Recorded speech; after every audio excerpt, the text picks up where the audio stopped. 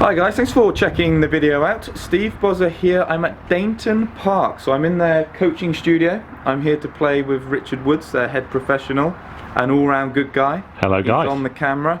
But I had a little experiment. So I have an Edel 3-iron here, but it's a single length. And the experiment was, so I was playing a really tight course, St. Melian. So I played with a Jimbo Jet Golf, and when I mention it's tight, it's extremely tight. An understatement. It's very, very tight. The concept was, I take it out, a 3-iron at single length is almost impossible to hit. It shouldn't be able to launch high. It should go low. So with my sort of natural power, I was thinking I can hit this, it goes very low, it gets on the floor, chases down the fairway. Straight up the middle. Straight up the middle. I beat Jimbo Jet Golf. We all go home happy. Jobs are good. Bar him. Did the experiment work?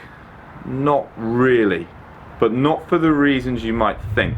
If we come and have a look, so we using their trackman, if we look at these numbers here, I've been able to launch the ball. Launching the ball is not a problem, and I've just overspun that one. That might be a little down to contact. You know, that is one of my problems anyway. But I'm certainly not having a problem with launching the ball. So it's a good sign for what they're doing. They haven't designed this club to go along the floor. So for the golfer that's gone into single length, I would say this experiment has shown that you can launch a 3-iron at single length, or I certainly can. The major problem with this club is not the look. I love the look.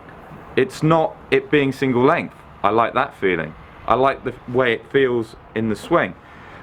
Although it's a graphite shaft, it's very heavy. Like Rich has just hit a few, and it's definitely it's a weightier feel than I imagined it was going to be. So yeah. I mean, it would just take a little bit of getting used to. That's because this one's been custom fit to me. You know, they can change the weight here. You know, when I got fit for this when I was in Orlando, changing the weight here made a massive difference to the feel. But the big issue with putting this in the bag was it made my 4-iron feel so heavy and so long. I don't feel like you can go a single length at the top like a fairway finder and not go single length with the 4 and the 5. You know, if this is going to be the longest shaft, it has to be the longest shaft in the whole set. So I like my Callaway UT. It's a 4-iron that I hit really well, but I didn't feel confident with it after I'd been hitting that. So I think the experiment shows is you can launch the Edel 3-iron. In fact, I definitely can. It's the trackman numbers here have shown that I can do it. As I was launching it, it wasn't doing what I wanted it to do. You know, get on the floor, chase. I was actually hitting some great shots that weren't chasing down the fairway. Again, what you would want a normal 3-iron to do.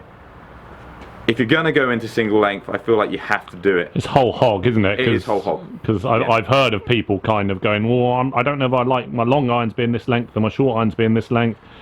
It's one or t'other, isn't it? It is. I feel, and when I was speaking to the guys at Edel, there were a couple ladies on the LPGA that had gone single length into like 6-iron, and then they had gone down. I feel like you can do that. When I've ever tried single length, I felt like it was the wedges that felt long, not that the long irons felt short. Yeah. But what I did here in this example, I felt like it compromised the other clubs in my set. Could I crank this one down? I think that's a possibility. So I think I could make this club do what I wanted it to do.